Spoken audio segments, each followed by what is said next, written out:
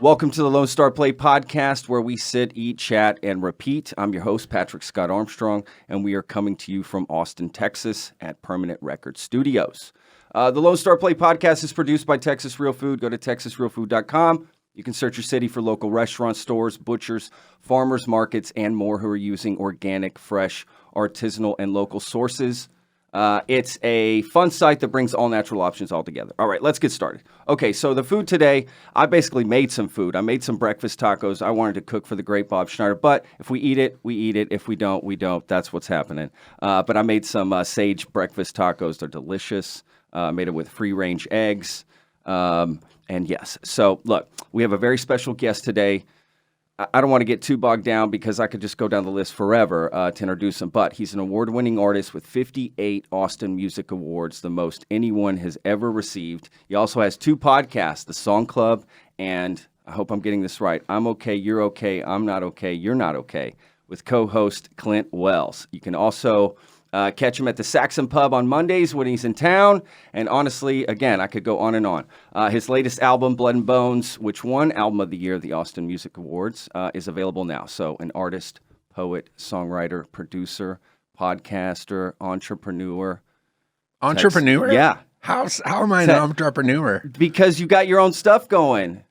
Your own label, your own stuff. You know, you do your own thing. That's entrepreneur. Okay. The great Bob Schneider. I feel like I'm John Legend all of a sudden.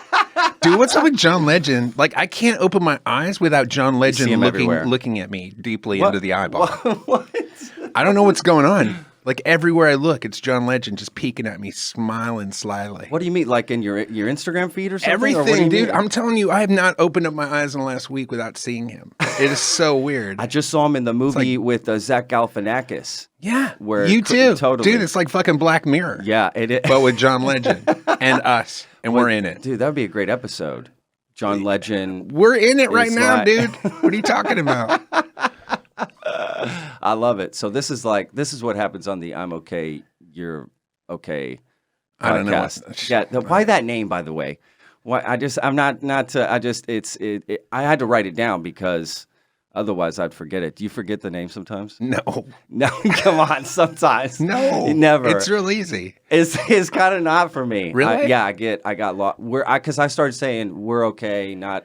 Oh, you started using different pronouns? Exactly. Well, that's where you fucked up. Yeah. Well, I'm known for fucking up names, though, so that's... okay. I don't get anybody's name right. I never say anybody's name. You know, it's just always dude. You know, even if it's a lady. Totally. Like Michelle Obama's like, "What's up, dude?" What's up, dude? Yeah. What's up, dude? Like I would ever be talking to Michelle Obama. Maybe. And guess what? I wouldn't call her dude. Dude. Yes. Dude, my son, who's in 9th grade, tried to call me dude, and I beat him almost to death. Like, I beat him where I had to hospitalize him. Why did he say dude? He tried it out one time. I'm like, no. Dude. Yeah. I'm surprised that word's still around. Dude, he called me boomer the other day. Oh, I was saying something, like I was just talking to him. That's he's like, ultimate boomer. Insult. I'm like, bitch, get out of my fucking car. I left him on the side of the highway. I think that's an appropriate move. He shouldn't have said that. No, he's a sweet kid, but he's in 9th grade, so he's for the last 2 years he's just been doing this thing where he's just trying on different personalities. Of course, he goes to school. It's like going into a closet with different personalities, and then he comes home and he tries them on for me, and I'm like, no, all of those suck. That's not one you've liked. No. Not 9th grade is when we all went through. That's when I started making my own pants. Like, dude, when's the first time you ever did drugs? Because that's what I'm always like, when is my son going to start doing drugs? Because he's in 9th grade, and friends of his are doing drugs now. I didn't do drugs until I was early 20s. Early 20s? Yeah. 22 is the first time I ever tried a drug. Any drug at all? Any drug at all. But alcohol? And alcohol when I was 21. I didn't start drinking until I was 21. You never had a drink until you're 21? No, what's up with that? Yeah. Were you like highly religious? No, I played a lot of sports. You know what I was so angry at kids in school that drank to be cool that I was like, fuck you guys. I'm going like punk rock, straight edge. I don't want to drink, but I want to still do crazy shit. Dude, I didn't drink to be cool. I drank to not be scared. Yeah. No, I didn't need it. I don't know. It's just I didn't need it. Wow. But once I started to have a sip, You were on to the hard drugs. I went downhill. Yeah, like fast. So then I was glad I didn't do it in high school. I was like, holy shit, I wouldn't have graduated, I don't think. I don't think I would have made it through. Yeah. I mean, I think I had my first drink when I was in 10th grade. I mean, I had a drink here or there, don't get me wrong. No, when I say I had my first drink, I mean, I drank a bottle of Brass Monkey. Yeah. Like Beastie Boys style. Like I didn't have like one sip and go, okay, hilarious. this is good. I was like, I had one sip and I was like, I'll have everything. But you like the taste of it? See, when I was a kid, I was like, this shit tastes nasty. I believe Brass Monkey, all of it tasted good until you threw it up.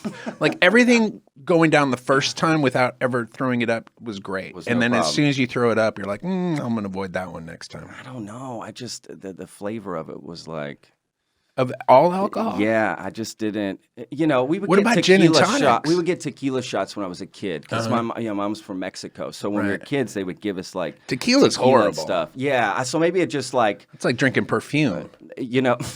It is. It's not. It's not tasty. Well, now I love tequila. Really? Yeah. No ice, no nothing. I'll just pour it in a glass hot and drink it. But do you really like Yeah, it, or yeah, have I you really convinced yourself that you like it? No, I do like it, but maybe over time your palate does change with time. Whiskeys and stuff, the wine, your palate does change. What if there was no alcohol in tequila and it was just like a refreshing? Like, what if they had tequila flavored Coca-Cola? I wouldn't drink it. No, you wouldn't, because that shit sucks. Yeah, I wouldn't drink it like that. I drank a lot of refreshing flavored wines when I was a child. Like Mad Dog 2020. Did you ever drink that? Yes, dude, that MD 2020 was the shit. And you just go through the flavors one by one. Yeah. And you'd throw up each one, and then you would cross it off the list until you got through all the flavors. I think Goldschlager was like the worst thing ever thrown up. Like that's But that's kind of what you start drinking. At least that's where I was. We would start drinking with that, and it was like, this. And Goldschlager had the little gold flakes. Yeah, you felt like royalty. Felt regal drinking it. Like, hey guys, this. Did you ever like think, man, I'm gonna use some kind of sieve or something and get all the gold out of here, drink the Schlager, and then go fucking spend that money? I should have been pawning that shit, right? I don't know. Is it real gold? I mean, I don't think so. You don't think it's real gold? No. If it is, it's like just the outer layer or something. Oh, yeah. It's probably not like a pure gold. Yeah. Because they'll do like gold. I've seen them use gold flakes in restaurants and stuff to get a dish from, $7 to $400. Just $400? Yeah, dude. They'll just put gold flakes on it. Now it's like $400. Is there food that costs $400? Yes. Where? Yes. What? For up to $1,000. For what? You got a burger, steak, stuff like that. Have you ever eaten anything expensive like that? I've eaten the gold flakes and stuff. Yes, I've eaten some very expensive like fish dishes, like exotic fish that comes in. They break it down, that kind of stuff. What's the most expensive thing you've ever eaten? Oof, that's tough. Caviar. I had some caviar. I was going to say my mom's pussy. Shit. There might have been some caviar in there. I don't know. That cost me a lot in therapy. Like if I had all the therapy up, I'm like, that was too much. Yeah, that's a lot. That was way more than I thought it was going to be. Yeah. By the way, I've never eaten my mom's pussy. Yeah, I hope not. Good God. That would be a lot of therapy. Be horrible. I love my mom.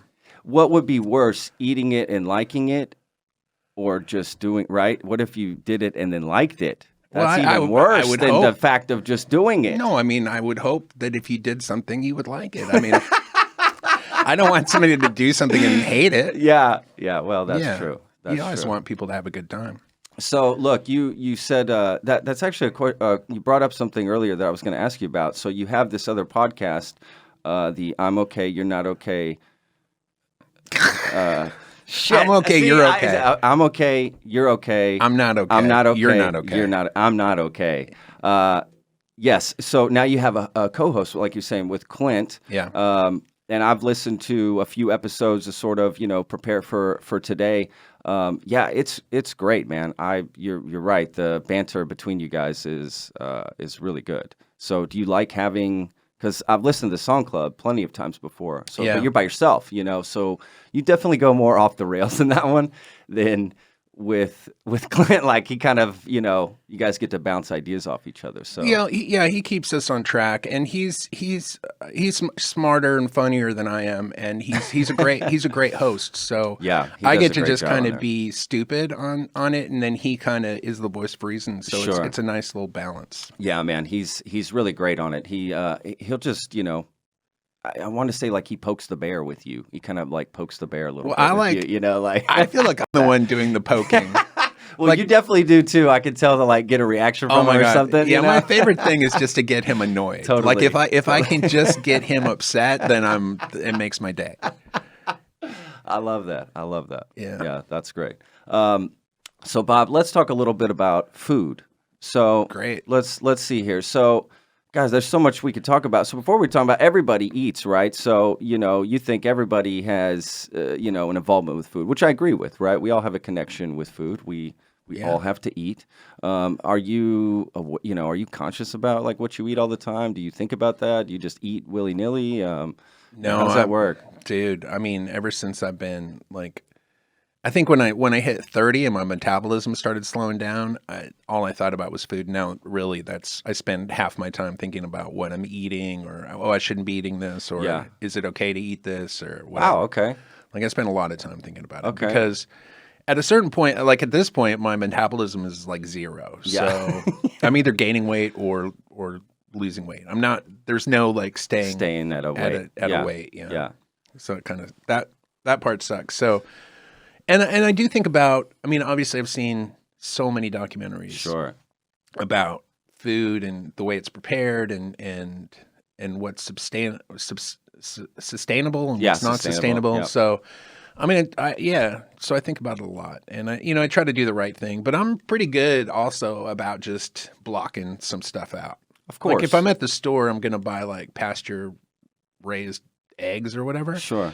But if I'm at if I see a Taco Bell and it's, 11:30 at night, you're pulling in. I'm not, hopefully not pulling in. But if I do pull in, I'm like, it's easy for me to ignore the fact that the meat was probably factory farmed.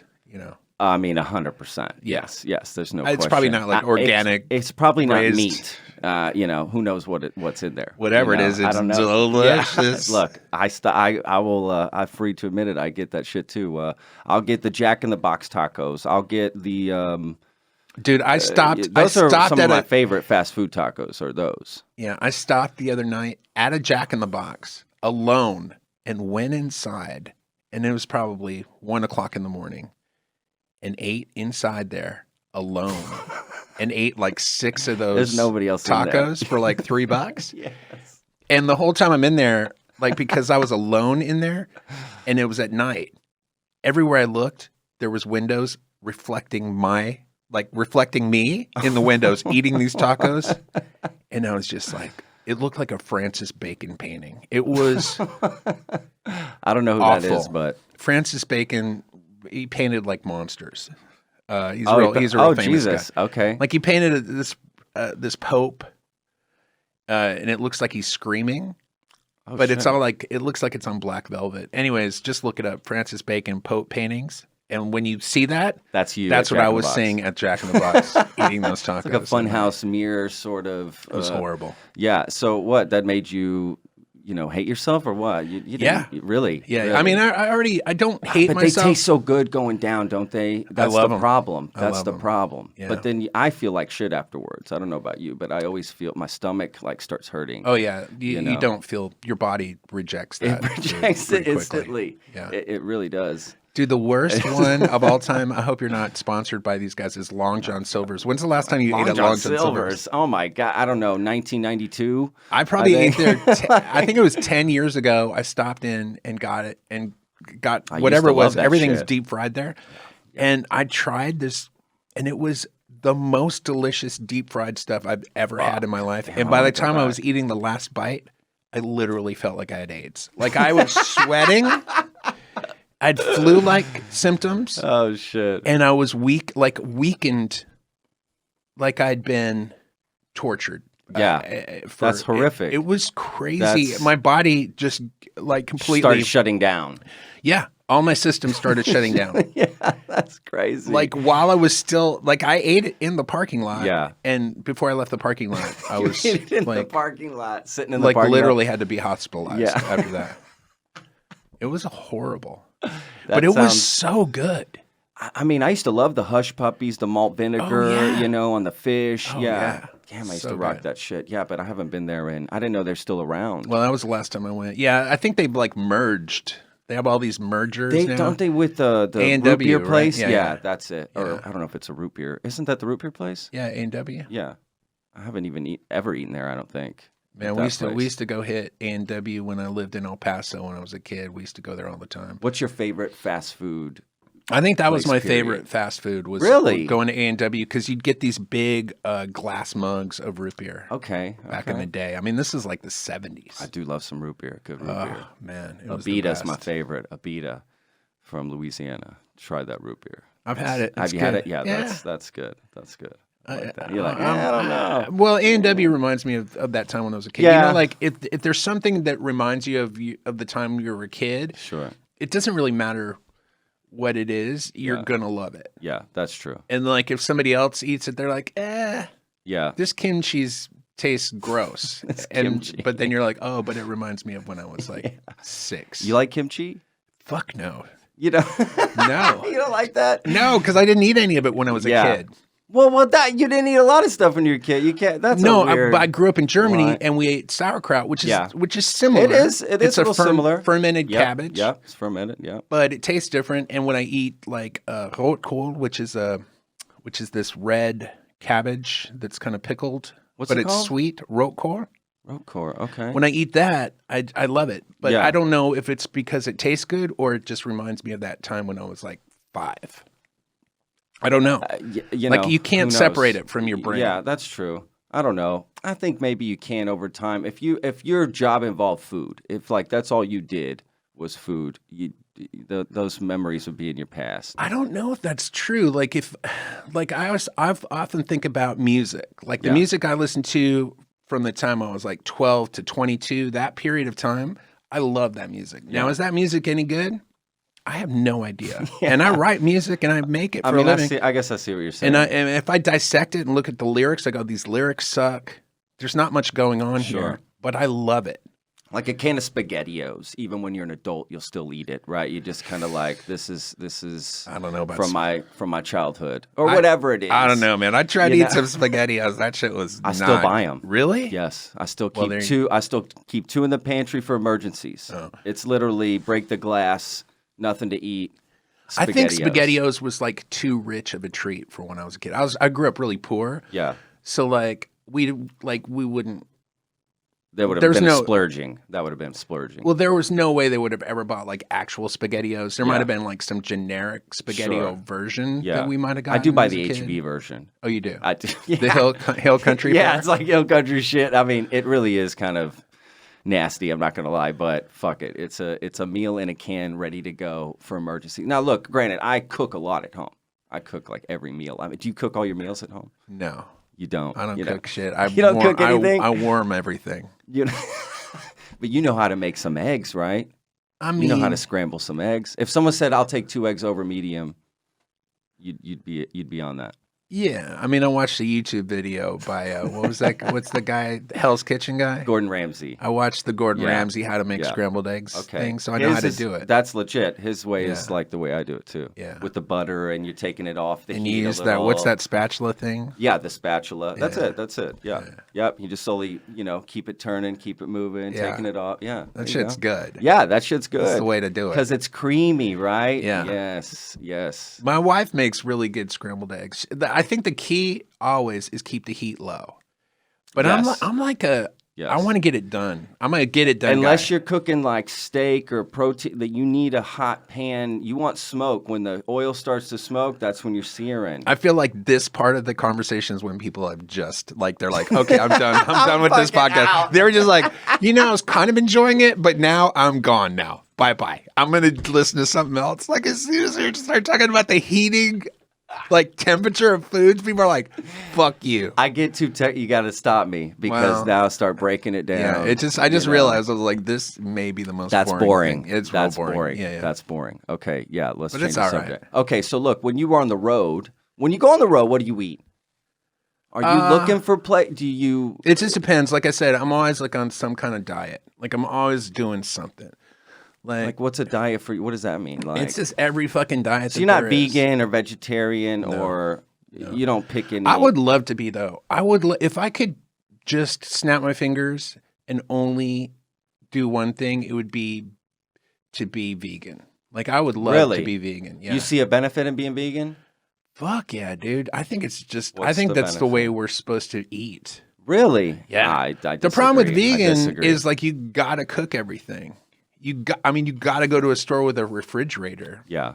And if you just want to eat whatever the fuck, you can do that all the time and never go to any place I just don't think it's one or the other. I don't think it's all meat or all plant. It has to be a little bit of both. Have you seen that Game Changers? I did see that. Yes. It was good. Pretty eye-opening. I agree. But again, the key I think they're missing is, yes, we should eat plants, of course, but we need a little bit of animal product and meat in there too. There's nothing wrong with that. Just a balanced diet. It's just balance. It'd be like having a band with no drummer, or so. It's like you need the balance. You got to have every part plays its role, and that's the same thing with eating, in my opinion. You need a little bit of meat. Now, I'm not saying every meal, but maybe 80-20. A lot of plants, because I agree. Look, there's too much factory farming, right? Have you seen any documentaries on anything like that, right? Have you ever been to a factory farm? Have you ever seen a cattle lot? No, I haven't. Dude, it is the worst thing I've ever seen on the planet. Well, I mean, I didn't go visit it, but we were just on tour one day, and you just start smelling it, first of all. You start smelling it 20 miles from... What are you smelling like? Well, first you think it's like a refinery or something. It has just crazy refinery smell. It just gets worse and worse. And then eventually, I guess it's kind of like a fart or when you're in a bathroom or whatever, your brain kind of gets used to it, or your smell gets used to it. And then eventually you start seeing it. And I've seen, and it's just miles and miles of hundreds of thousands of cattle all just herded, like just no space, parked together, no space, and they're all just pooping and living in this poop mud, and then eating bullshit, and that's like a lot of the meat that is being served. Oh God, it's like 80% of the meat that we eat in the States. It's like that. And everything I've watched, like just meat is not really sustainable at this point for the amount of people that are on the planet. That's true. If we have it every meal, and it's actually the waste. If we, food waste is a huge factor in why we're having food issues to begin with. Right. If we were able to reduce food waste, honestly, we wouldn't even be having this conversation. Like half of that meat that even doesn't even get eaten, it gets thrown away at restaurants. Like the waste is unreal. If we could just take care of that, and get rid of factory farming. There's more sustainable farms and ranches that, raise the cattle right. And you're right, it wouldn't be as much. So we can't have meat every meal. I mean, that's the point. Well, we still need a little bit of it. You can, though. That's the thing. I mean, in the States, you can have meat all the time. You can eat whatever you want. You can do whatever you want. Yeah. And, but that's not really have to and not have to think about it, really. I mean, we don't, of course, but there are effects to that, right? So there's stuff we'll start to pay for later. Yeah, I mean, I guess, but I mean, I don't know about you. It's easy for me to not think about the future. Yeah. Like we're all going to die, and I've spent my whole life trying not to think about the fact that I'm going to die, but that's always there. So, of course, the whole planet dying. I mean, that's probably going to happen at some point. I mean, the planet's not going to die, but we're going to probably die as a species. At some point, it's just going to be too much, and it's all going to collapse. And maybe there'll be like, 3,000 people that survive. But that's what Musk is trying to make us interplanetary, right? Isn't that his whole mission?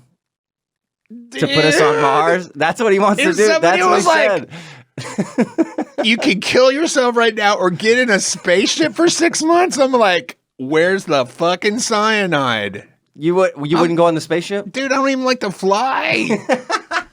What are you talking about? Dude, I just watched Ad Astra. Have you seen that movie? Yes, I saw it. Fuck that, Yeah, dude. you're right. That shit was fucking freaky. You'll be landing in 17 days. I'm like, go fuck yourself. 17 days? I don't like to be on a plane for 7 hours. Yeah, that shit sucks. I've never gone to Hawaii because it's too long. Yeah. I went to London recently, and the plane ride just about killed me. It's too long. Yeah. Dude, the last time I went to London, again, I don't like to fly. I get over there, and then as soon as I'm over there, they're like, "Oh yeah, a volcano erupted." This was like, when it was 2010. Yeah, that's when I went to. I went to Spain around that same time. So as soon as I'm there, they're like, "Oh, no flying." Yeah. And I'm like, "Well, how am I going to get back in 10 days?" And they're like, "Oh, it'll be cleared up by then." And literally, the day I flew out was the first day they let people fly out, and I was like, well, "How bad could it fucking be?" So as soon as we landed in New York, I saw some pilots, and I'm like, hey, I just flew back from overseas. How bad is that volcanic ash in the air? Is that some bullshit, right? It's no big deal. And the pilots were like, oh, if you fly into the volcanic ash, your plane engines fail. Period. He said they flew like 10 planes into it. What the fuck? 100% failure. I was like, well, I'm glad I heard that now instead of at the beginning of the trip. Yeah. You wouldn't have even gotten on the plane probably. But here's the thing about those. Wouldn't you want a buffer day or two? I can't believe you even jumped on. I would have said, dude, there was no buffer day. No, there's no buffer day, dude. If they would have started like 3 hours later, there were so many. There was like 10 days worth of people trying to get the fuck out of there. So there were no flights. That's true. Everyone at the airport, right? Oh yeah, I would have been stuck there for a long time. Oh fuck that. They would have put you on a boat.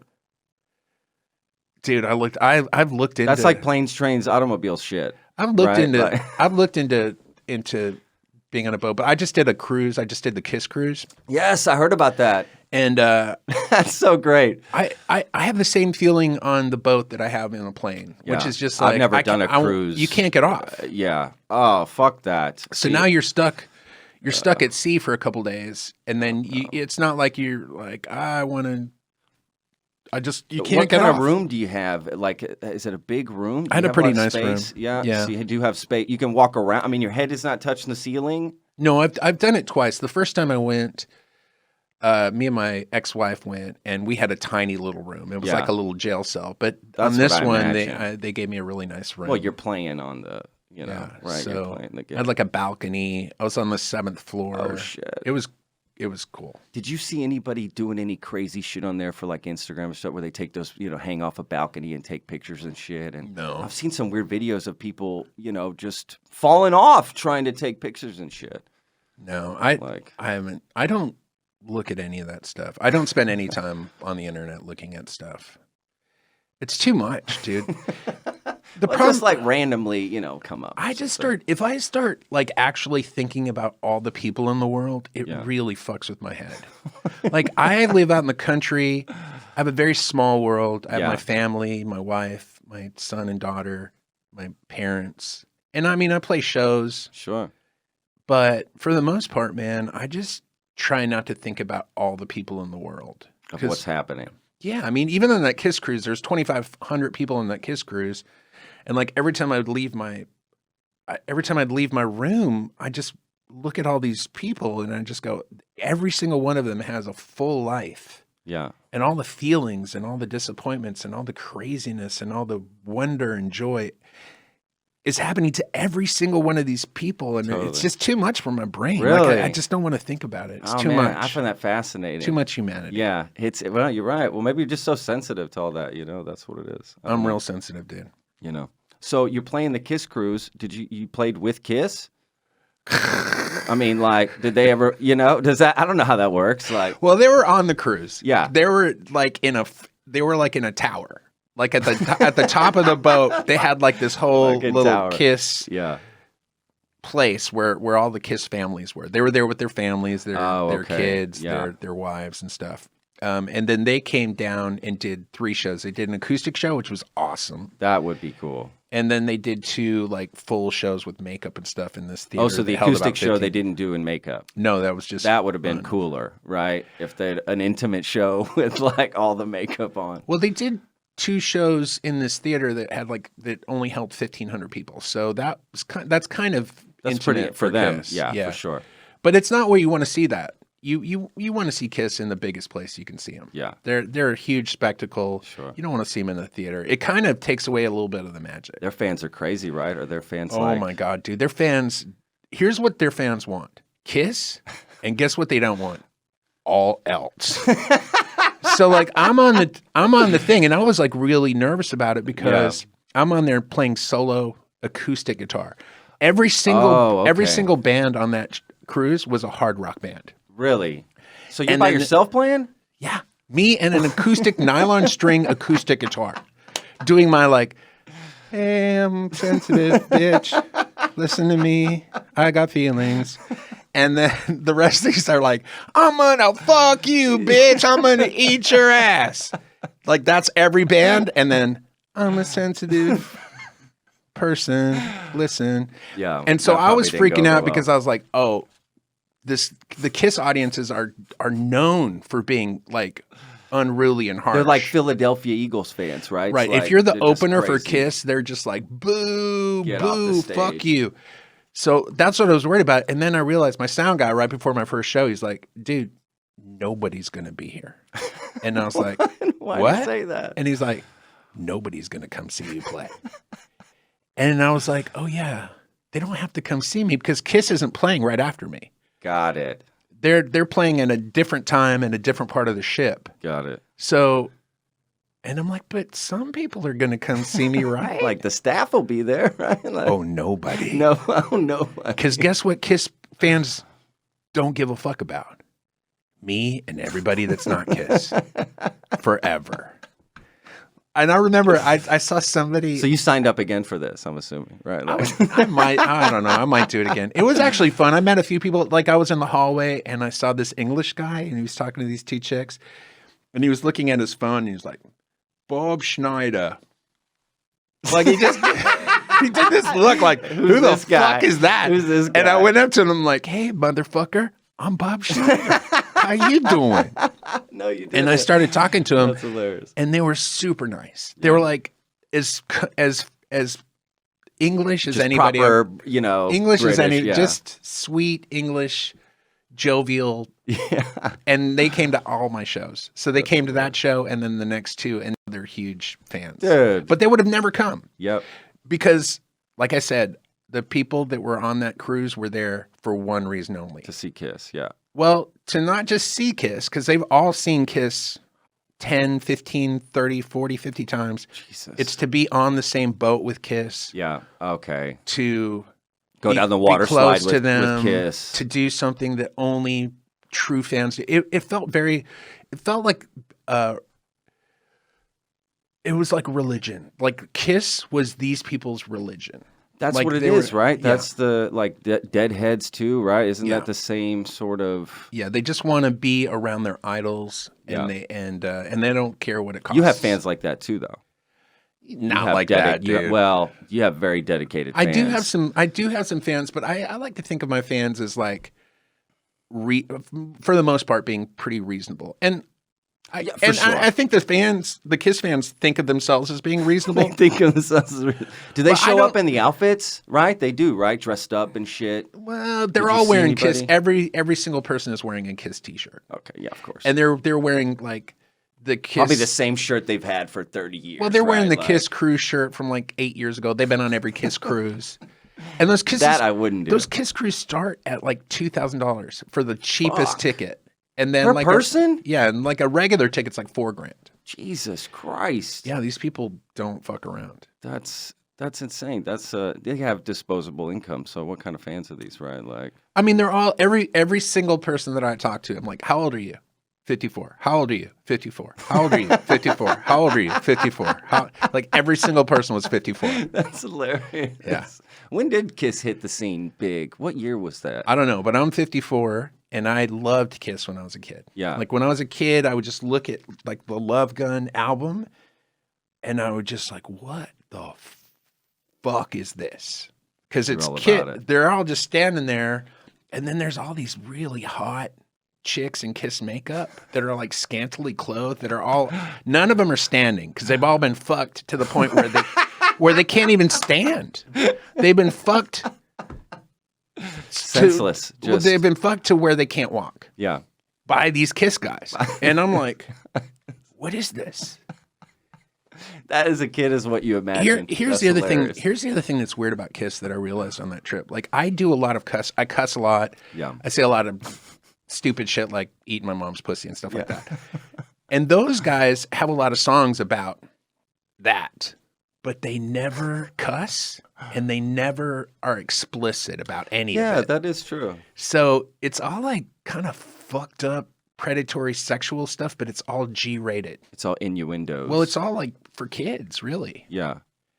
And adults now, if you're, grew up as a kid listening to it. So it was weird. Well, that is interesting. And the first show that I did, so Doc McGee, who manages Kiss, used to be my manager back in the early 2000s. Oh, shit. Yeah, he was my manager from like 2000 to 2006. Wow.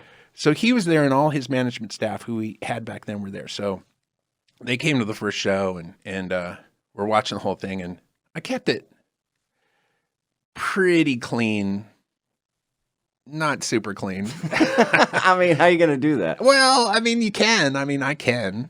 If there's kids, if I look out in the audience and there's kids, I'll keep it G-rated every time.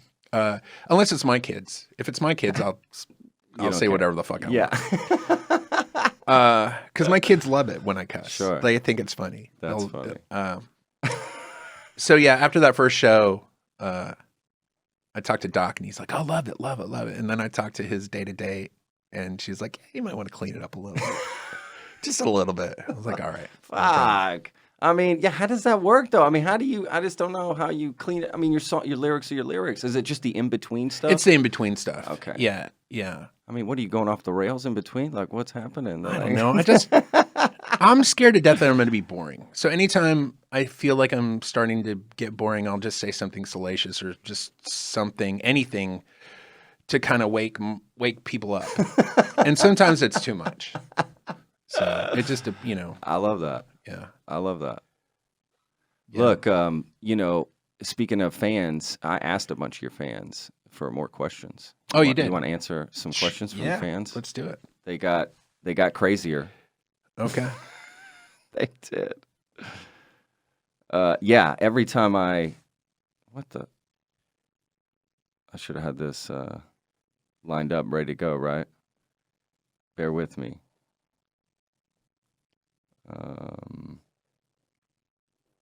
Let's see here.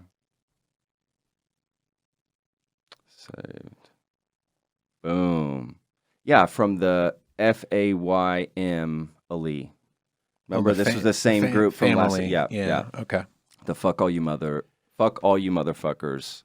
Lee. Yeah. Ili. Which I remember at first I didn't know what that was, and I kept thinking they misspelled family. That's really what I thought at the beginning. Man, speaking of fame, you know what fame is? Originally, it's I wrote a musical called "Fuck All You Motherfuckers." Yes, yeah. And I wasn't going to put "Fuck All You Motherfuckers" on the CD cover, so I just did the initials FAYM, and then started selling the shirts, and then never put out that album of that musical. Oh, really? But I just met a guy, and I think we're going to do a graphic novel of that play? Of the musical, yeah. We're going to do a graphic novel version of it. That's cool. Yeah. How does that work? So that's kind of crazy. Yeah. Like when I think graphic novel, I'm thinking like a thick. It's not going to be thick. It'll be like maybe 100 pages. That's a lot. Yeah. Shit. Yeah, so I'm you're going to have an artist, Yeah. So I've been wanting to do that for years. And so I finally met a guy who is really talented and who's into the idea. So we're going to get started on that in the new year and hopefully have that ready by the fall. That's awesome. Yeah. Wow. That is super cool. Dude, your fans are going to fucking flip over that, like for sure. Because that's all they wear. I see that shirt everywhere. Yeah, well, people like the shirt. Yeah, I see that shirt. They just love they love the meaning behind it. I think that was the smartest. It was ingenious, actually, because if it actually said it, actually wouldn't be people wouldn't powerful. Wear it. Yeah, that's true. People wouldn't wear it. People wouldn't show up to church like that.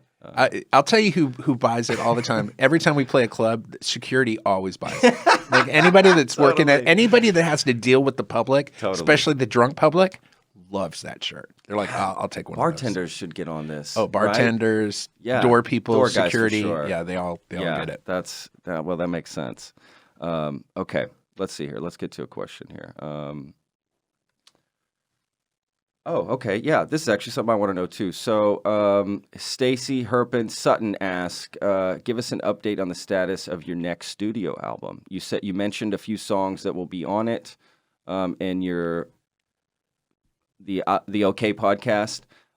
So just curious when that's coming out. That's what she's asking. Curious too. We're hoping it'll be out in May. That's already? Yeah, that's the idea. Do you have a name for it or no? You still? I think I'm going to call it Getting Older. Really? Everybody I've said that title to, they're like, don't call it that. Yeah, that sounds. And I'm like, that's like Harry Connick Jr. title or something. Like, yeah, maybe Getting Older. Like, I like it. Like it feels right for this album because all the songs are about getting older. Yeah. Like looking at death, not in an abstract way. Like I've always thought about death my whole life, but when you're young, it really is this sort of abstract thing that you don't have to think about. But at my age, like I'm really looking at it like, oh, this is a real thing. Like, this is a thing that's going to happen. Sure. And it changes your view on it. Like you stop being cute about it. Like it's not cute anymore. Yeah. When you're coming up against it, and then you know people that have died, which I've known. I know a few people now that real well that are no longer with us. So it changes. It real, right? Yeah. It changes, and then just getting older is weird too. I mean, because again, when you're young and you got your whole life ahead of you, and you're full of vim and vigor, you can think about getting older and wonder what that's like. But then when you do it and you're out of the running, like where, women don't find you sexually attractive or appealing, and you know that you're out. Yeah. You're out of that game. And then if you're in it, you're only in it because some lady's crazy. Sure. Or whatever. But you're not in it for the right reasons, which is that you're young and you're strong and you're going to be able to raise kids. Yeah. And take care of, protect, which is what women want. But anyway, it's weird. So having that perspective is really kind of where I'm writing from. And so all the songs on the album are about that. They're about being married, being older, having kids. And so I don't want to call it something like cool and snazzy. Like Getting Older seems like the right title. It just seems appropriate. Yeah. And I mean, that's who I'm writing for. I'm writing for people my age. I'm not writing for younger people. Sure. I don't give a fuck about younger people. And if younger people want to listen to my music, listen to the shit I wrote 20 years ago. Yeah. When you were when younger. I was younger. Yeah. It's still there. Yeah. It hasn't gone anywhere. So I think that's good though. You need to your music always progresses, right? People look forward to your next album because it will be different from the last. Well, that's what's good. Yeah, I mean, of course, everything. Yeah. Well, I mean, even if it was the same, technically it'd be it's different, but right. You know what I mean. It's not just the same album over and over again. Well, that you do get from a lot of bands. I am always amazed because there are people in this town that have been making music as long as I have, and they're writing the same types of songs That's what I mean. They were writing 20 years ago. It's exactly playing the same kind of music they were, and I'm like, what the fuck is going on? It's so weird to me. Why do that? I don't know. I don't get it. Yeah. I'm like, what are you doing? Yeah. This shit was not good 20 years ago. I think they're thinking it'll catch on soon if I just keep at it. Right? No, it's still bad. It's never going to get better. Yeah. Yeah. Like you got to grow, right? You have to explore just different parts of yourself, I think. Well, the thing that I've done, which I think is a good thing, is I've risk. Well, I've done this residency at Saxon Pub now for 20 years where I'm playing every week. And part of that agreement with the audience is that I'm going to play new music every week. So every week I have to have at least one, if not a couple new songs. Yeah. And by playing that often, you're just going to get better at what you do. Yes. And if you don't play, you're not going to get that much better. Yeah. And so maybe that's what it is. Maybe because I've forced myself to play as much as I have and write as much as I have, I've definitely, I don't know.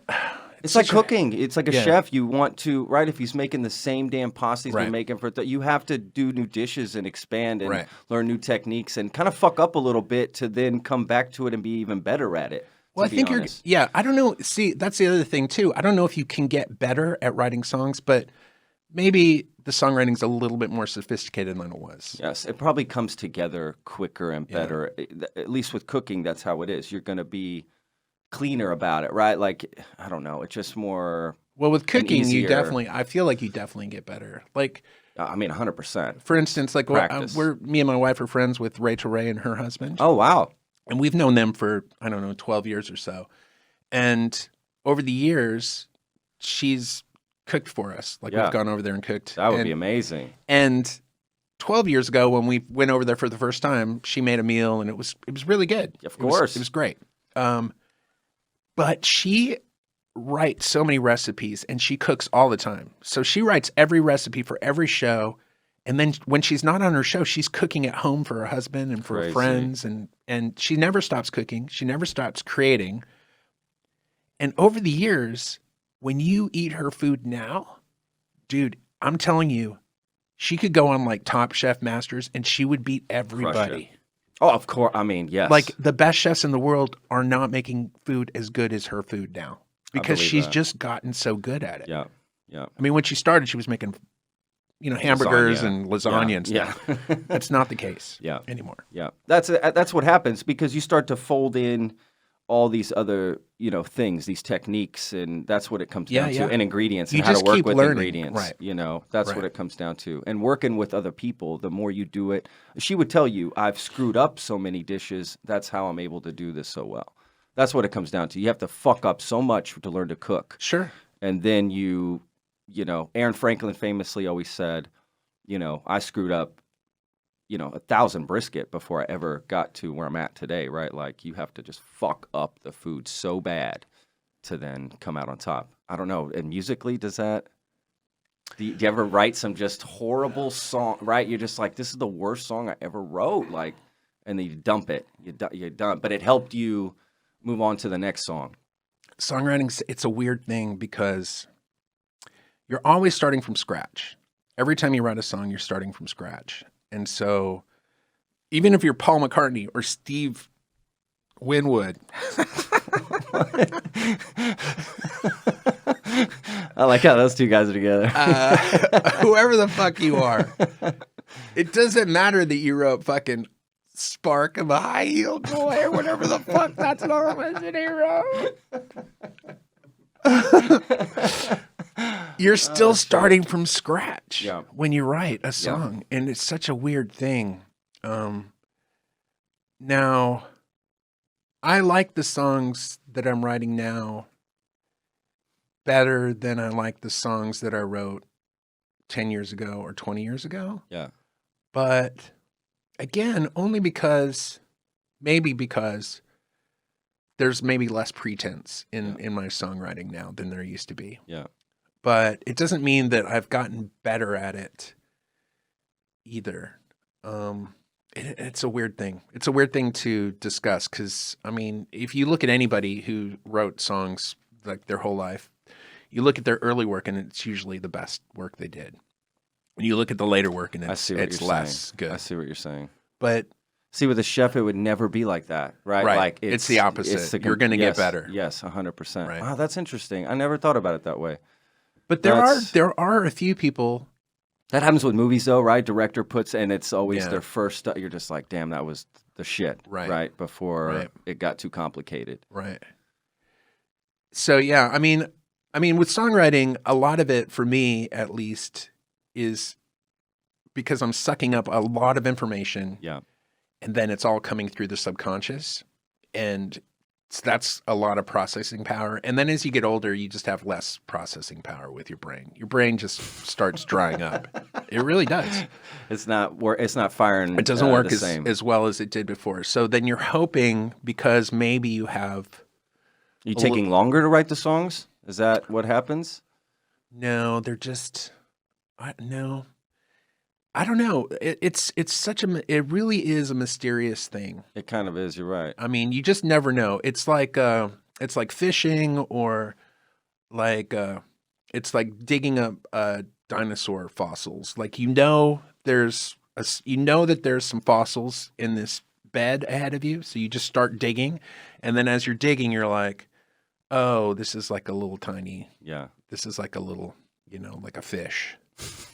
I was hoping to find a fucking Tyrannosaurus Rex, but you only find a few Tyrannosaurus Rex in your life. Yeah, and then you're real lucky when you do. If you find those, when you find them. Yeah, that's interesting. So I don't know. I don't know if there's any more Tyrannosaurus Rexes out there, but I'm just gonna keep digging.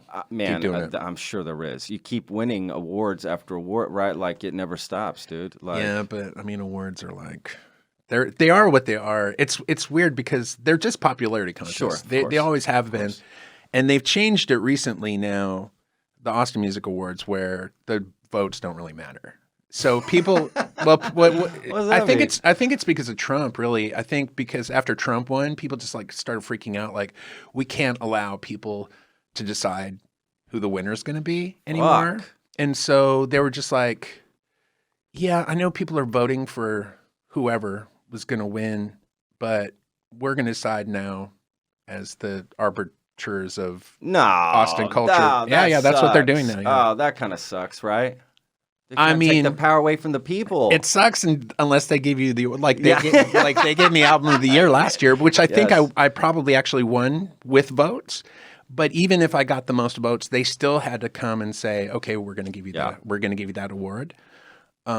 Because you won best vocal too, right? Like best a bunch of stuff, man. Right, but it's not the way it used to be, where it's just a straight up vote by the people. They have the vote, and then they decide what they want to do with that. If they like this vote, right? If they like it, then let's do this. They'll do that, and if they don't, if they disagree with it, they'll just have somebody else win the award now. That's kind of interesting. I don't like it. You don't like it, yeah? No, of course not, because it's up in the air. There's no rhyme or reason to it, right? There's no. Well, I want to win the awards. Yeah, well, I mean, I want to win all the awards. Trust me, you are. There's nobody even a close second to you. Well, that's why I like it. I mean, you're so far ahead, right? It's like crazy. You're so far ahead with that. Yeah. Like, seriously. Yeah. When I was looking it up, it was like, holy shit, Bob. Yeah. Like, it's just going all the way back to Lonelyland. Like, before that, 95, Ugly American, like all that stuff. You have all these. That's crazy.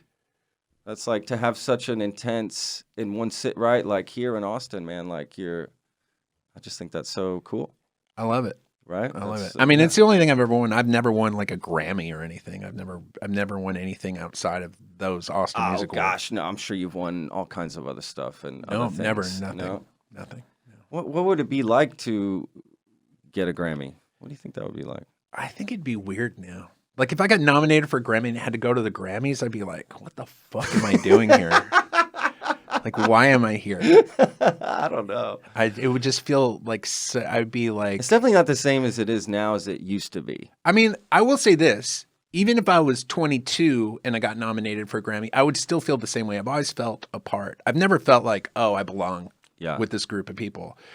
I mean, maybe at the Austin Music Awards where I know a bunch of the musicians. Sure. In those terms, if I know them and we've played together, that's one thing. But...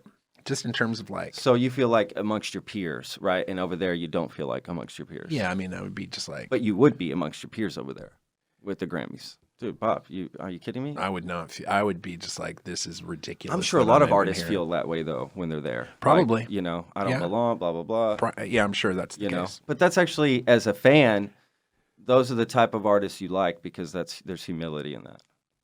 I mean, just speaking as a fan, that's what fans like. Yeah, I mean, I think that the reason people get into the arts or do any of it is because they're just not good at being.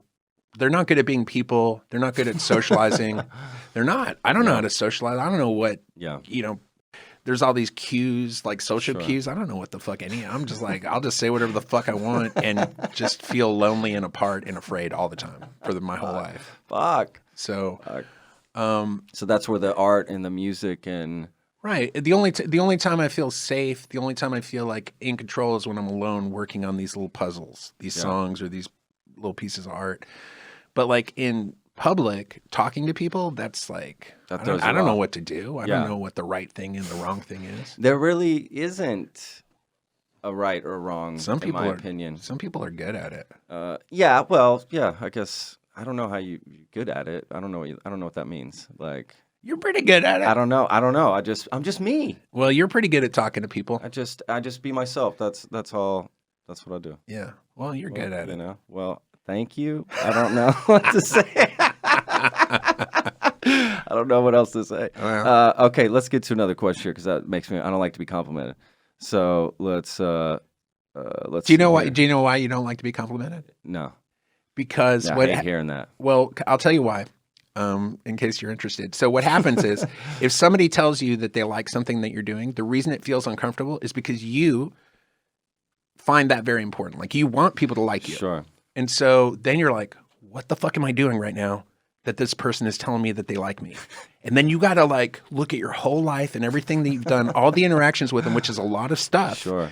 And try to figure out really quickly what it is so that you can continue to do that so this person will still like you and not, you know what I mean? Yeah, now you're fucking my shit up. Right. So it makes you feel like, oh, I got to figure it out. Sure. And it's not a cool feeling. Yes. Yes, I agree. That's basically it. Yeah. It more of anything, it just makes me feel anxious. Yeah. Yeah, I feel anxious. Because now, like, what do you do? Totally. Like before you were just being yourself. Yes. But now you got to figure out what yourself you're supposed to be to have me continue to like you.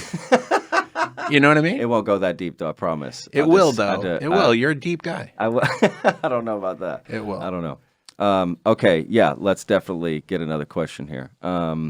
This is a weird question. Guys, you got a chance to ask Bob Schneider question. How do you know if a horse is really dead? What the? Can we? I'm not asking that. Well, he just did. That's it. What is that kind of question? Is that? How do you know if a horse is really dead? Dude, I had a deer die on my property. Like, what does that mean? Well, I had this deer like die because my dog chased it and it tried to jump over a fence. It was like it wasn't a full grown deer. It was like it wasn't a baby deer. It was like whatever is in the middle, like a teenage deer, and it tried to jump over the fence. And I think really what ended up happening was my dog might have snapped this deer's neck, which I found out later. Because I ended up having 3 deer. What kind of dog do you have? Like Cujo? Fucking hell. No, it's just this like weird herding dog. It's a poodle. It was a Catahoula cowhound, which are really sweet I have dogs. I have a mix of one of those. Yeah. They're sweet dogs, and they're wonderful with kids and babies and people, but with animals, man. I mean, I'm telling you, I live out in the country, and so I've had a lot of animals fucked up by this dog. Crazy.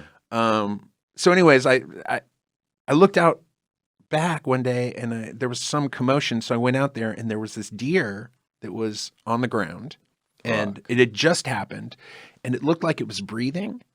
And then I was like, oh, I was all freaked out. I was like, oh shit, what's going on? What's going on? And then I looked at it and I was like, I think it's dead, but it looked like it was still moving, but it was dead.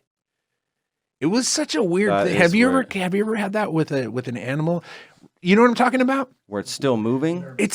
I don't even know if it's moving or if it's just my brain thinking it's moving. Yeah. It's such a weird thing. Did you have to move the animal? No. So what I ended up doing, what I ended up doing was I ended up digging a grave for it. Really? Which you can't do. I don't know if you've ever tried to dig a grave in Texas, especially in the hill country. It's all like if you go down like literally 2 inches, right? No, not 2 inches, like a half an inch. You just basically hit fucking like limestone, right? Limestone. Yeah, totally. Or tree roots. It's tree roots and fucking rocks. So I dig this shittiest, shallowest grave of all time and put this deer in it and then kind of cover it with a mound of dirt. And literally, some revenant shit. Like it was literally the next day I went out there and something had dug it up and eaten it. Oh fuck! And so what ended up happening was, so I had 2 more deer that died on my property. The next time I knew there was a dead deer out there because I looked out there and it was like Mutual of Omaha's Wild Kingdom. There was like literally 40 buzzards in my backyard. And I was like, what the fuck? And I went out there and they all kind of flew up into the trees and there was this. Dude, that would scare the shit out of me. Yeah. Like, And then the Some third, Bigfoot. yeah, and so I just was like, well, they're gonna take care of this. I'm definitely not digging a fucking grave after that first one. So I went back inside, and then I did something. I looked out, and they were all gone. And I went out there, and there was like 3 tufts of hair, but nothing, dude. They ate everything. There was part of the skull that they didn't eat, but like all the bones were eaten. It was crazy. That is weird. And then the third time it happened, I called my dog in. I was like, hey, come on inside. And he had this big like stick in his mouth, and he was running to the door. Oh, no. And then when he got closer, I was like, oh, that's not a stick. That's a fucking deer leg. No way. A full deer leg shot off at the shoulder. Holy shit. And I was like, I closed the door. I was like, you're not coming in the house with that fucking deer leg. And I fucking walked I couldn't find the deer. I was like, I looked around. Finally, I found it. It was like behind like this tree. Jesus Christ. And then I was like, well, I'm just going to leave it out here and the buzzards will eat it. But it was in the winter. And so it was too cold for the deer to start like decomposing. So it just stayed out there for like a week, like this corpse of this deer. And then one day it got just warm enough to where it started, stinking or whatever. Yeah. And then I went back the next day and it was completely gone. Fucking hell. Where do you live in? This is like just crazy. This is crazy. Like I would never have this experience at my house, right? I would just never. My dog's not going to show up with a deer leg. Well, I live out in bee caves, but it's very rural. There's no sidewalks where I live, and there's a lot of. Do you like that? I love it. I like that shit. You like that that's happening. I just love that there's animals out there. Like if I look out at any of my windows, I can't see any of my neighbors' houses. So it's all trees. Nice. It's great. Nice. That is nice. Okay, I would like that. I would like the privacy. My dog did show up with a rat one time in his mouth. I thought that was gross. It was all bloody, and he had this big smile. Like, do you have any rabies phobia? Like I have a real serious rabies phobia. No, I've never. No, I mean I don't have a phobia of it. Obviously, I don't want it, but no, I don't. Like all I ever thought was like, oh, that dog's now covered in rabies. That was my first thought. No. When my dog attacked a raccoon one time, I did think about that. Like, you're not coming in the house. Like, you've got rabies. We got to take you to. Yeah, because don't like most. Came in my backyard and tried to grabbed fish out of my koi pond. Yeah, man. Raccoons do not fuck around, man. Yeah. They're so gangster. Dude, they are gangster. There's a family that lives in my backyard. Yeah. And if you start walking up to them, they're like, bitch, what are you gonna do? They just sit there and like. Don't just start. If you start walking at them like, hey, I'm going to come get you. They're like, bullshit, bitch. And then they'll start walking at you. I'm like, oh, you're right. Bye-bye. Yeah. Yeah. They will fuck you up. They have claws. I mean, they got hands. Yeah, dude. They got fucking I don't have hands. I don't have a raccoon I've seen gun. them up there filing weapons. Like there's some they're preparing for a takeover in my house. Yeah, like, even little tiny ones, man, they'll just come at you. They don't give a fuck. And they will protect. There's the little bitty raccoons. So they got this whole. It's just my neighbor doesn't clear his yard. There's a whole fucking ecosystem back there. Yeah. Like I really hate it, to be honest with you. My dogs go ape shit. And where do you live? Off Old Castle. You came there, where that neighborhood was. Remember? Okay, yeah, that same house. Man, I used to live in Hyde Park, and man, that was all rats. It was all rats and possums. Fuck rats. Yeah. Fuck that shit. Possums. Roof rats. No, roof rats. Dude, I used to live in this place on 45th, like right on 45th, and I knew there were some rats in the attic because you could hear them scratching around. So finally, one time I called this exterminator, and he went up there, and he put some traps down, and he came back like a couple days later, and he pulled like 13 dead rats out of the attic, and then he pulled this fucking 10-foot rat snake out of the attic. I would have moved out. I burned the house to the ground. Yes, I would have gone. No, I burned the house to the ground. Just leave it in there, sir. No, I had to stay there. I mean, I didn't have any choice. I had to keep living there. I can't believe the guy is, not that I'm a professional exterminator, but you don't kill the rats in the home. You're supposed to set these like little pellets where they eat it and they get thirsty and they have to leave to go drink, so they die somewhere else. Yeah, he set traps and just pulled dead rat after dead rat out of there. It was crazy. That's crazy. He knew there was a bunch of rats up there. Yeah, I don't think he knew the extent. No, and that rat snake was gross. What does that look like, by the way? Giant. It's like an anaconda, but black. It's like an anaconda. It's like if the devil had a snake, and he's like, "Oh, here's my snake. I'm gonna put it in your attic. Here you go." Have you heard the story of the woman with the snake who goes to the vet and says, "Oh, my snake's not eating. There's something wrong with him." And the doctor and the vet's like, "Well, what's he doing at night? Well, he cuddles up to me at night. He's getting," and the vet's like, "That snake is preparing to eat you. It hasn't eaten for days. It's, cuddling up with you at night. Like, you're gonna die." Like, I'd be worried about a rat snake in my attic. Is that the joke? That's it. Well, it's not a joke. It's just, that's the... Dude, I was waiting for the punchline. When you ended that thing, I was like, oh, motherfucker. There better be a punchline at the end of this shit. And there wasn't. Holy shit, dude. I shouldn't have said a joke. No, you should story. not have said joke. Say true story. True story. True story. Oh, my God. Yeah, bad joke. No joke. True story. True right. story. The woman almost got eaten by a snake. Okay, fucking hell. Okay, let me get to another question. What was the question? Oh my God! It was the dead horse. How do you know if a horse is really dead? See, first of all, why would they think you know? Well, that's somebody trying to be funny. That's somebody like, oh, let me ask a kind of a funny question. I guess that's it. Because yeah, I mean, that's they're what like, that is. forget that. No. Okay, this is a good question. Between family time, songwriting, performing, touring, painting, sculpturing, is that a word? And writing poems. No. That's not a word, right? No. How do you find the time to achieve balance in your life? No balance. I have zero balance. It's just... Yeah. I'm just... Are you up at like 3 a.m. doing creative shit sometimes? Here's in your garage painting something? Or... Here's the deal. So I've always been scared. Like, I'm just scared. Oh. So I have this anxiety that's never gone away. Now, that anxiety eventually is turned into just depression. Like, it's in my bones. Like, I'm just depressed all the time. So the only thing to combat that is to put myself in action. So I'm just always doing something. I never like stop and just like, let me see what's going on.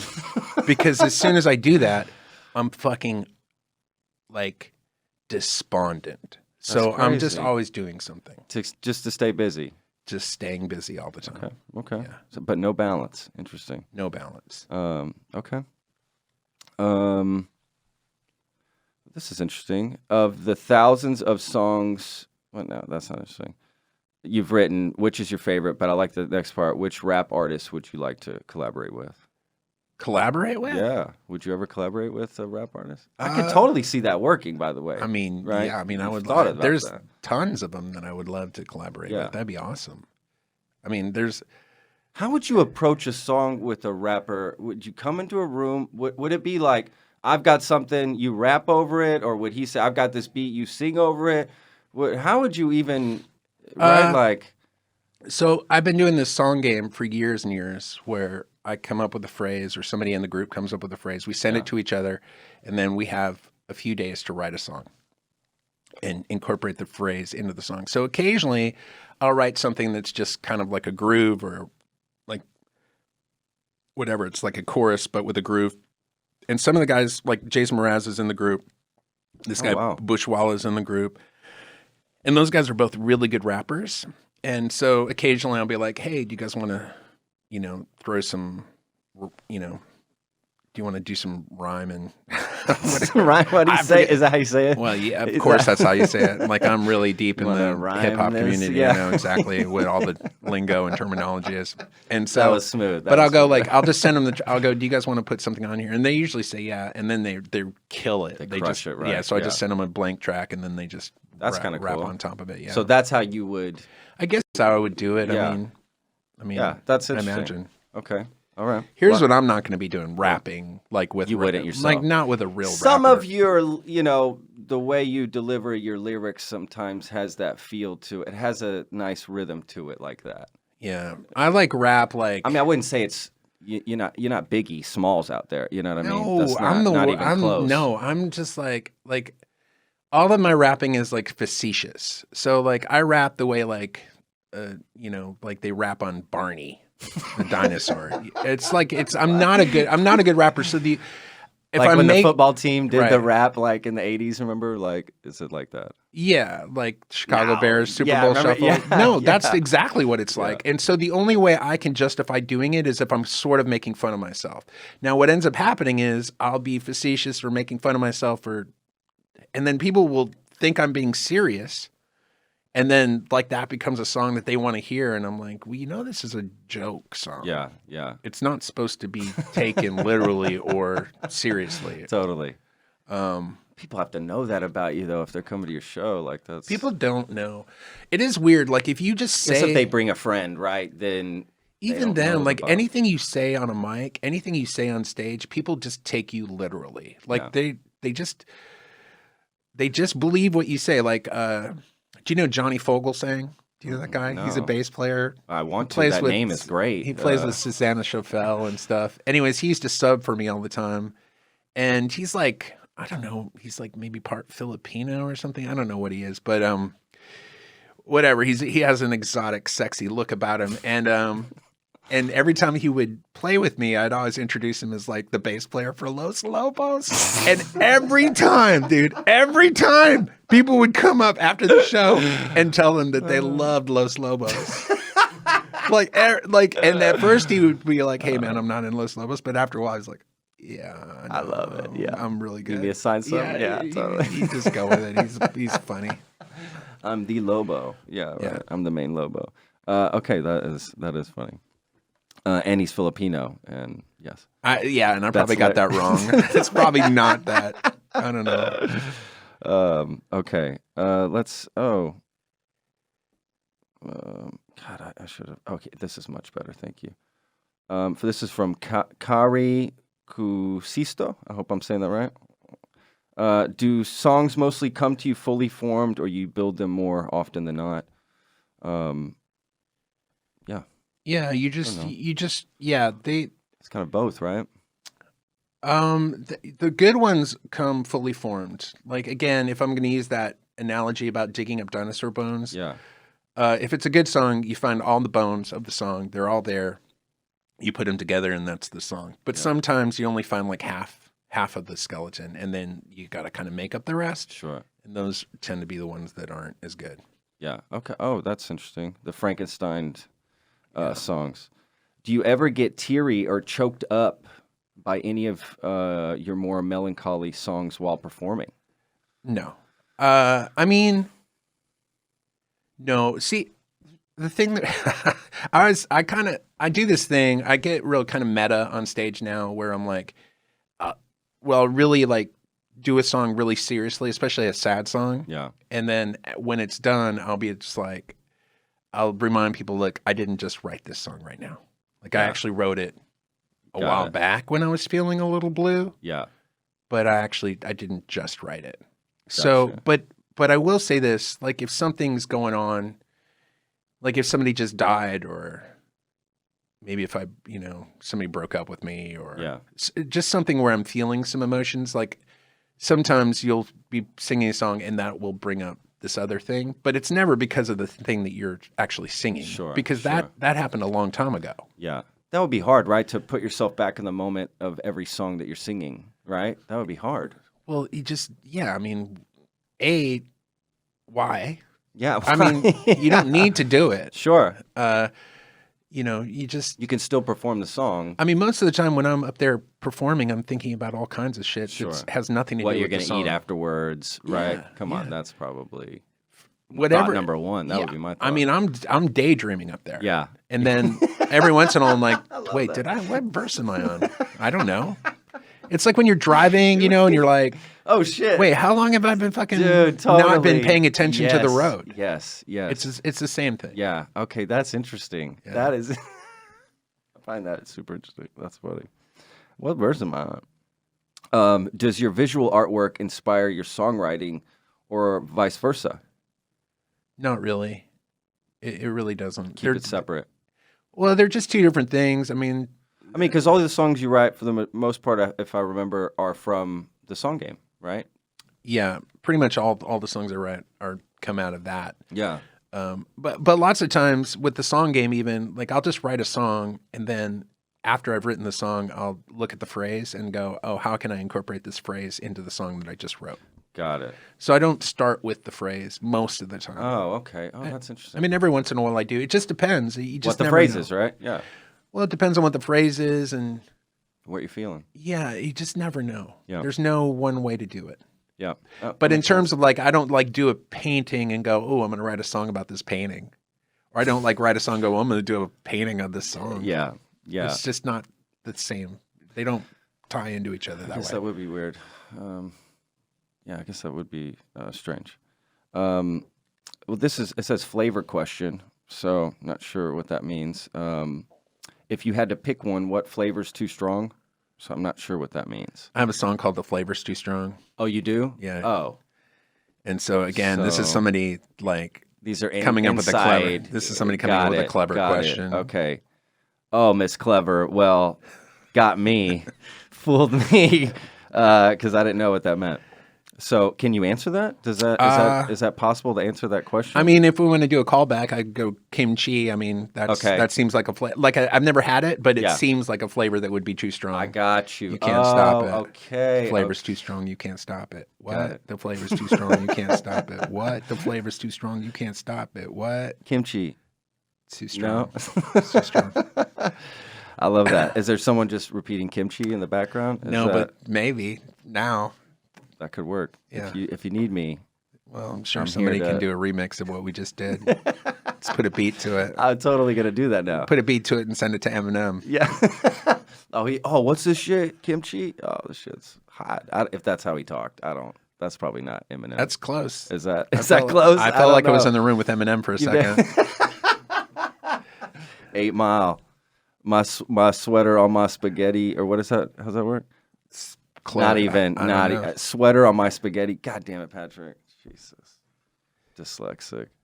Okay. Do you prefer cake or pie for a birthday dessert? For birthday, you got to go cake, but I like ice cream cake, which is almost like a pie. For birthday? You can't give someone a pie for a birthday. That's a crazy question. No. Where do you put the candles? That's not even that's not a good question. Yeah, you can't. You got to go with any kind of a cake for a birthday.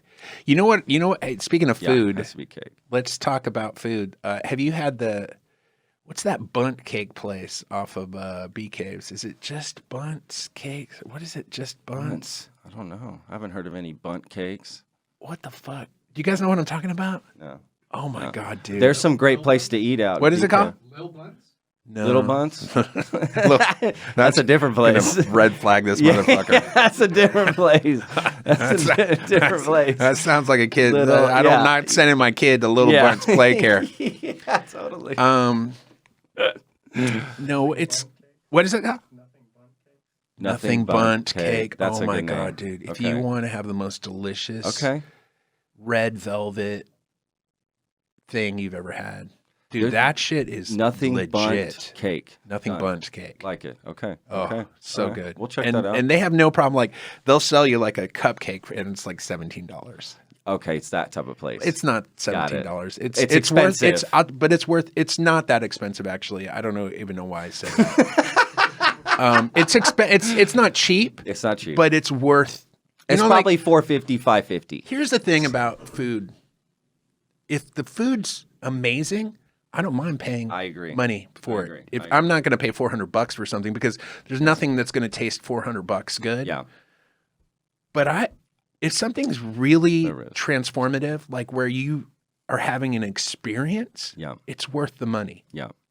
The thing that I can't stand is when it's expensive and you don't get that. You don't feel the value of it. Of course. I talk about value all the time. Yeah, I mean, if you're not, if you're paying $75 for an entree and you're not like wowed by trembling or something or crying or crying.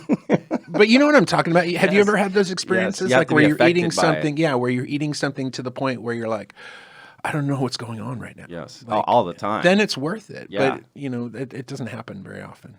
Yes, yes. Well, I agree with that. Yeah, if you don't get the value out of a dish, what's the point in eating it? You don't you feel more pissed off if something is expensive and it doesn't right? Like I get angry. Oh, yeah. I mean, I get angry We had some tacos from the picnic, and they were $20 breakfast tacos. Oh, that's stupid. I went off the rails on the podcast. Like, I literally, we almost had to stop the podcast. I went off the rails. I couldn't believe it. I was so angry. I'm still angry to this day. It's all bringing up all these feelings again. Yeah. That fuck the picnic and fuck your $20 breakfast tacos. Yeah. Get the fuck out of here. Yes. Oh, I'm getting with you. I'm getting hot on that. You're right. You're right. When you're right, you're right. Me. And you were right about it then. You're right about it now. Absolutely. Yeah. Fuck the picnic. Okay. Zebras or giraffes? Guys, what kind of questions are these? I don't know, dude. I feel like it's the same person. No, these are different people. I know it's different, like These are email definitely- addresses, but I feel like it's probably the same person with a bunch of different email addresses asking stupid questions. Like fake profile and shit? Yeah. They're fake profiling it to ask a bunch of questions. No, I don't think so. This is good. By the way, zebra or giraffe? Zebra. I don't know about giraffes. How do you feel about giraffes? I love giraffes. Why? Because when they come out of the womb, they're ready to walk and go take on the world, and I can appreciate that. Have you ever gotten Weird close? answer, right? Have you ever gotten close to a giraffe Yeah, at the zoos and shit. where you can feed them? Have you ever Yeah, fed a giraffe? I think I've ridden a giraffe. I think I rode a giraffe. You one can't time. just say I think. I'm pretty sure I I've rode ridden a giraffe. Yeah. You I'm either sure. have ridden a giraffe or you haven't. There's no, I think I Look, rode a I giraffe. have a memory of getting on a giraffe in my brain, like where we mounted a giraffe. I have this memory where I mounted a giraffe. Like, Dude, for were real. you like For sexually real. assaulted? What the fuck, dude? What is this? I have a memory of being on a giraffe. I do. have What this does that memory mean? Of mounting a giraffe. We were allowed to get on the giraffe. It could have been Where were another you at? animal. Where were you at? It was a camel. Okay, there you go. I'm sorry. Okay. It was a camel. But Okay. for some Yeah, reason, I thought Yeah. giraffe. Yeah. But I have been around giraffes. So I've when you seen were a the- kid, you got on a camel. Yeah, I got on a camel. Okay, Yeah. all right. Yeah. Yeah, because nobody rides a giraffe, Yeah. dude. You've never seen a picture of anybody riding a giraffe your entire fucking life. It's think- never been done. Are you sure? Yeah, maybe there's a picture of Tarzan, but it's a painting. You know, There's no... that would be a great Look animal up- to ride, though, wouldn't it? Look You up got the neck right somebody there. riding you a can giraffe. grab There's it. nobody's done it. Because I here's think- what a giraffe will do: kill you. You will try to get on a giraffe, and it's like, oh yeah, you're dead now, bitch. Are they aggressive animals? Yeah, they're fucking. I don't think so. They'll Really? kill you with their head. Giraffes? They seem Dude, so man, sweet. No. And Giraffes. we fed them and stuff, I think. Is that somebody riding a giraffe? I knew there was going to be a picture. See, of somebody. that's me. That's probably photoshopped. That's me. That's me, That's actually. you That's photoshopped me. onto a That's giraffe, me. dude. That's me. He looks comfortable, doesn't he? He looks like he's that guy chilling. looks comfortable. That giraffe is drugged. See, you can grab the neck. I just There's feel like something that's wrong an with that giraffe. appropriate. There's something. They drugged him There's something first. wrong with that giraffe. Drugged him. Hey, it's gonna be okay. Like- Now I was at some zoo with my daughter, and you can feed them like some leaves Yeah. and stuff. And Feed and 'em leaves. when you get up close to them, they're not domesticated. So zebras. in any way. Have you met? Not have you met? Zebras a zebra? same way. Have You seen a don't zebra? fuck with a zebra either. You're not riding a zebra either. I guess people don't ride zebras. No. You know why not? I mean, maybe out in the African safari. It's like, why don't you ride a lion, dude? You can't. All this shit. They're not domesticated animals. They'll fuck you up. you could somehow ride a lion though? You would be crushing it. There's somebody on a See, zebra. there is somebody. Again. That's me too. Yeah, that's Photoshop. That's me too. I don't believe any of it. I have a helmet just like that. Okay, this is an interesting question. So, wasn't there an interview you did in an RV or something, an Airstream trailer? You're discussing becoming a father. Sally Struthers commercials. They're trying to find a link to that interview you did. I have a memory of being in an Airstream trailer. No, I did. Come back to bite me. No, it's there. Yeah, I have. You just Probably gotta, done a few of them. Yeah, you got to look for it. Yeah. I don't know. It's on YouTube It was somewhere. either an Airstream. I know I've done one in an Airstream trailer. That's probably like Airstream interviews or some. Who fucking knows? And I've done some on tour buses. So I don't know. You just got to look. Yeah. I don't Okay. know. I don't want to link to it or anything. Okay, do people talking over your set piss you off as much as it does me? Yeah. Yeah, of course. It's horrible. So when he says talking over your set, you mean in the crowd? Yeah. They're not paying attention. They're chit-chatting. Yeah. And you're like, what the fuck am I doing here? Yeah. Why am I here? And you feel bad. Yeah. It makes you feel. Do you start playing louder or? I don't know. I used to do all kinds of stuff. Like I used to get really bothered by it. Yeah. And I just get less bothered by it. There's other stuff to be more bothered by than that. Yeah. Because most of the time they're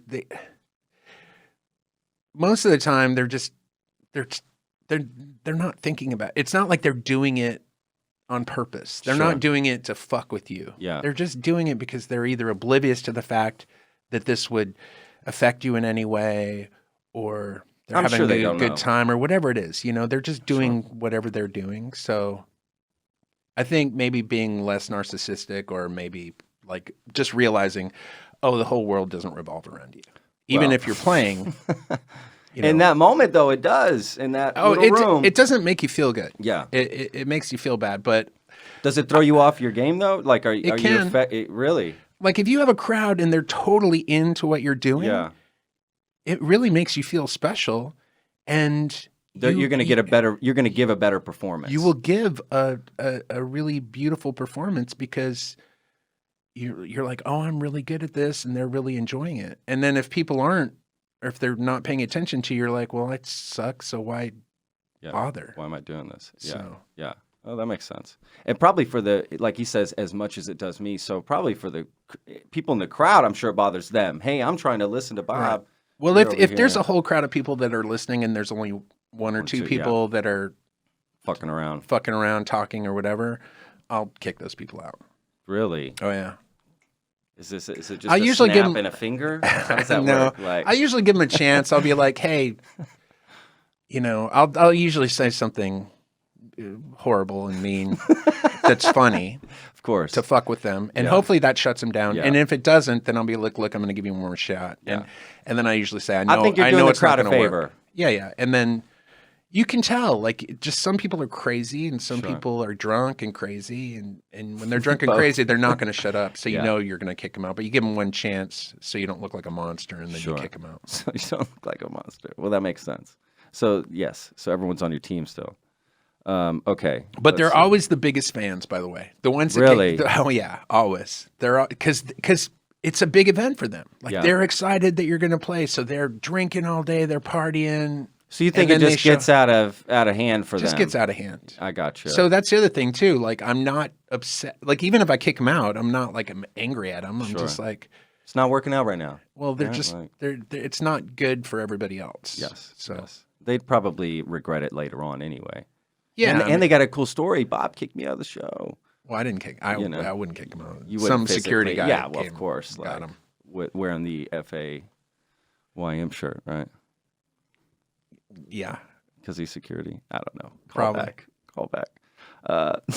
That was a joke. I'm joking. It wasn't a joke. It was a true story.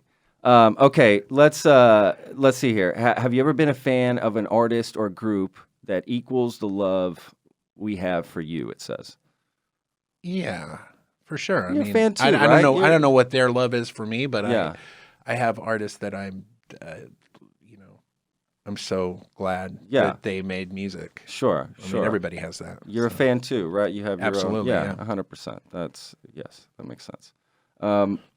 What's a question you wish someone would ask you, and what would your answer be? What the? People always like. I don't even know what that means. I can't tell you how many interviews I've done where at the end they're like, "Is there anything else you want to add?" I'm like, "No." Is there something else you want to add? Yeah. No. There's nothing I want to add. Hey, can you ask me this question? Yeah. What would you say? Yeah. Okay. So I'm not sure. Okay. Do you truly understand how important the music is that you make, or do you just think your fans are weird and crazy? No, I understand how important it is.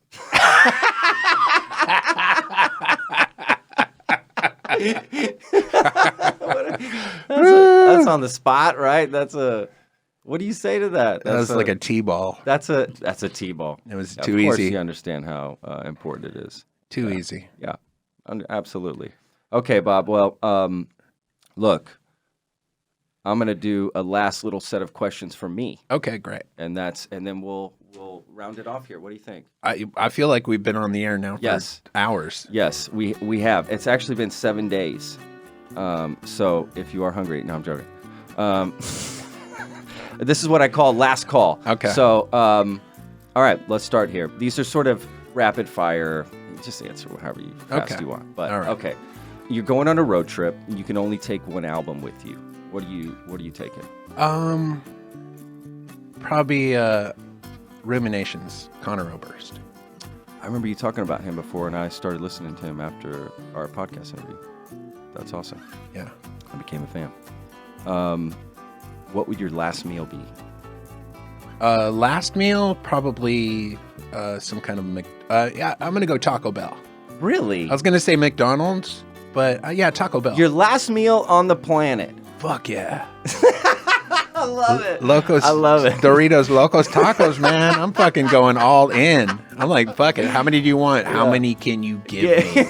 I'm just gonna eat them until I start shitting. I guess that is an appropriate answer because you're going out anyway. I'm going out. I'm leaving. I'm not worried about my fucking weight. I'm about to die. Give me all the Taco Bell tacos. That is true. Other people's answers have been like, well, I want some nice steamed chicken with Fuck broccoli those like, fuck that. You're like, fuck those people. I don't know who told you that, but fuck them. What's your favorite taco spot in town here? If you had to pick one, besides Taco Bell.